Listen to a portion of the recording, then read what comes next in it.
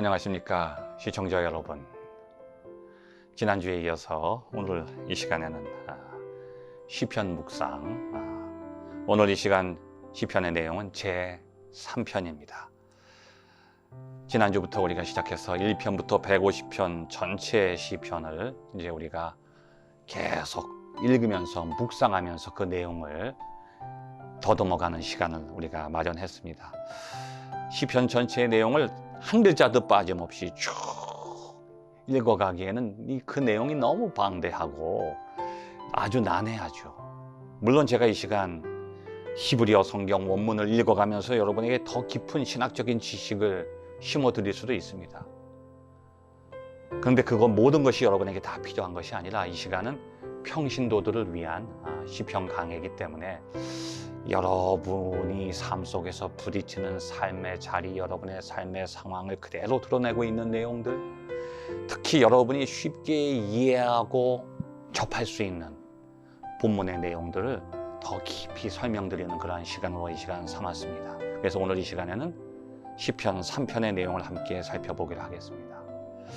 이 시편의 3편의 내용, 여러분 아마 시편 성경책을 지금 앞에 놓고 읽으시면 8절까지 나와 있죠. 다윗이 쓴 시입니다.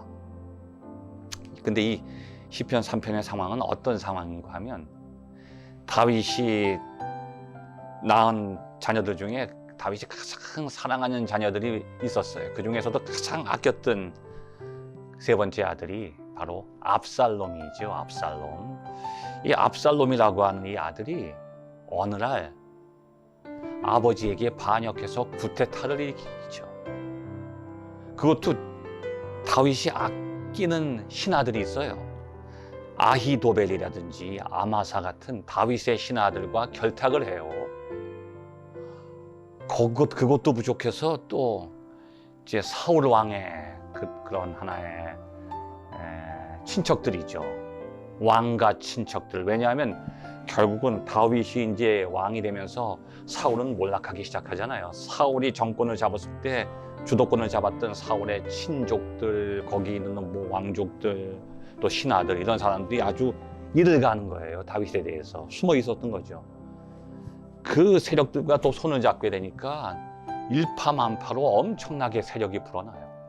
수천 명의 사람들이 구테타 군을 일으켜서 전혀 준비 안 돼 있는 다윗을 공격하니까 다윗이 자다 깨가지고 단지 몇 명 직속부하만을 데리고 도망가 있는 상황이죠. 이게 참 한탄스러운 상황이에요.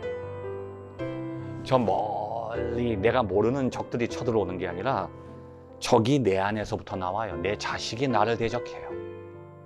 이건 아버지로서 살아서 죽음을 맛보는 거죠. 여러분, 세상을 살다 보면 참 고통스러운 게 뭐냐 하면, 내가 무엇을 하다가 실패하면 그냥 후회가 되고 좀 내 자신이 원망스럽고 자책감이 들고 끝나는데, 다른 사람으로부터 상처를 받을 때는 이게 치명적입니다. 근데 낯선 사람으로부터 상처를 받는 것은 좀 상처가 덜하죠. 근데 가까운 사람에게 받는 상처는 그 상처의 크기가 커요. 특히 가족에게 받는 상처, 이거는 감당하기 힘들죠. 사랑하는 아들이 아버지를 대적해서 죽이려고 해요. 거기서 끝나는 게 아니에요. 결국은 둘 중에 하나가 죽어야 되는 거예요. 이게 얼마나 슬픈 일입니까? 아버지가 죽지 않으면 아들이 죽어요. 아들이 죽지 않으면 아버지가 또 죽게 되는 거예요. 결국은 압살롬이 죽죠. 그 다윗이 자기가 죽는 것도 고통스럽고, 결국은 이제 이 결말에 보면 압살롬의 죽음을 다윗이 보는 거예요. 이건 승리가 아니에요. 구테타군을 무찌르는 그러한 승리의 내용이 아닙니다. 사랑하는 자식의 죽음을 보게 되는 거죠. 우리는 세상 살다 보면 이러한 철저한 배신을 경험할 때가 많이 있어요. 슬프죠.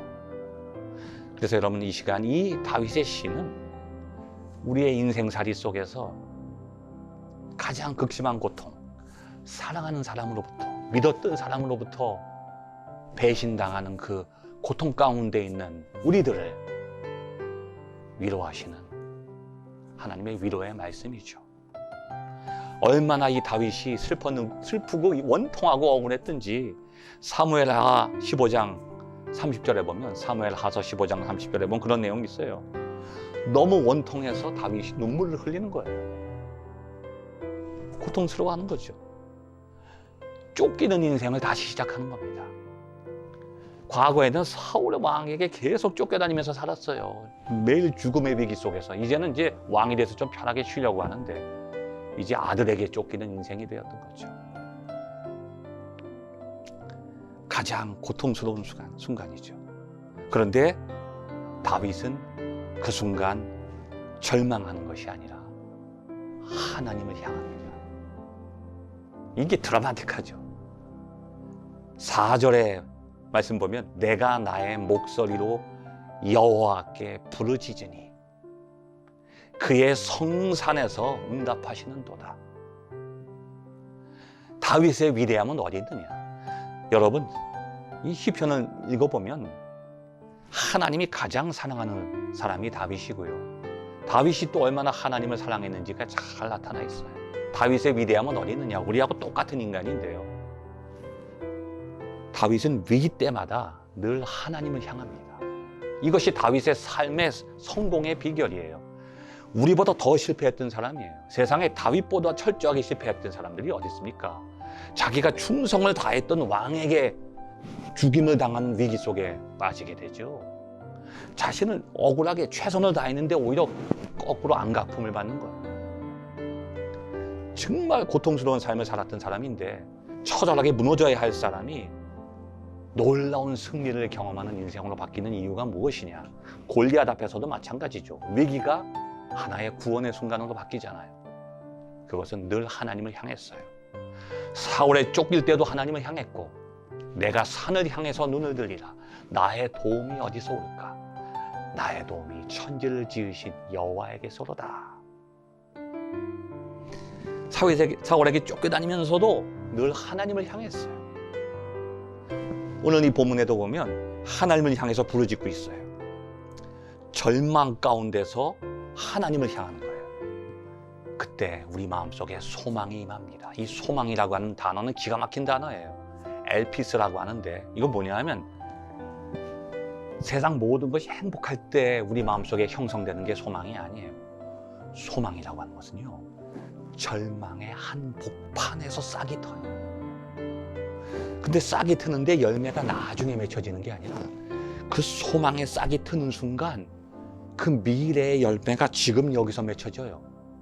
세상은 깜깜한데 우리가 소망을 갖는 순간 세상이 환해지는 것을 어둠이 물러간 다음에 경험하는 게 아니라 깜깜한 어둠의 한복판에서 그 어둠을 어둠으로 느끼는 것이 아니라 밝은 빛을 경험하게 되는 거죠.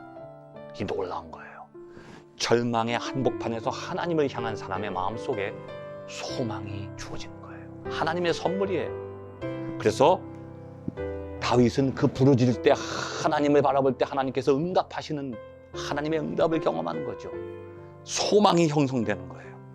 그래서 하나님을 찬양하기 시작해요. 3절 보면 나의 머리를 드시는 자신이다.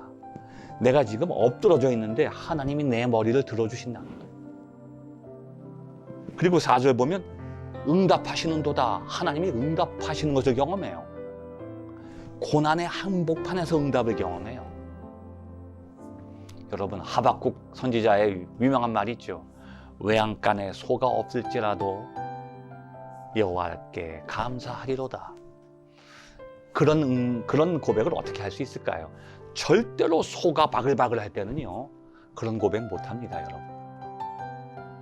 소가 한 마리도 없을 때 이제 삶에 완전히 처절한 끝자락에서 삶이 무너질 때 하나님을 바라보고 경험하는 거예요. 외양간에 소가 한 마리도 없을 때 하나님의 응답을 경험하고 하나님의 도우심을 경험하게 되는 거죠. 이게 우리의 인생이에요. 우리가 행복할 때 하나님을 만나게 되면요, 불행하면 하나님을 잊어버리죠. 그러나 고난 중에 하나님을 만난 사람은 영원히 하나님을 떠나지 않아요. 5절에 보면 기가 막힌 얘기가 나와요.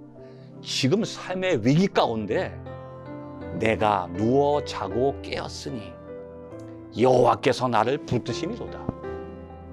지금 나는 죽음의 위기 가운데 쫓기고 있는데 하나님을 향해서 부르짖는 순간 하나님의 손이 나를 붙드시는 것을 경험해요.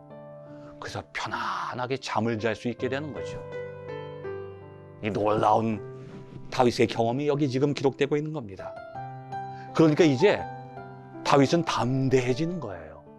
지금까지 불안과 공포가 다 사라져버리고 확신과 소망과 용기가 생기는 거죠. 그래서 어떻게 고백하냐 하면 6절 말씀 보면 천만인이 나를 애워싸 진친다 하여도 나는 두려워하지 아니하리이다.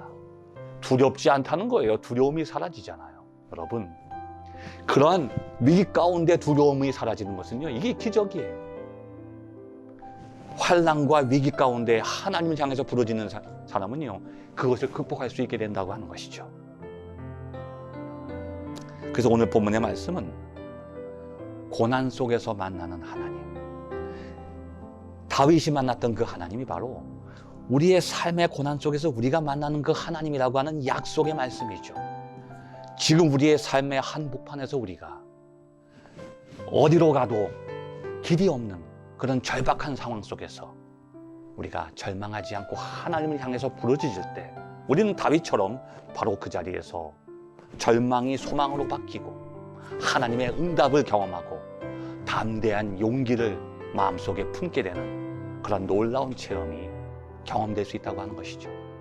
오늘 이 시편 3편의 본문의 내용이 삶의 환난과 위기와 고난의 길의 한복판에 서 계시는 여러분들에게 생명과 위로의 말씀이 되기를 간절히 소망합니다.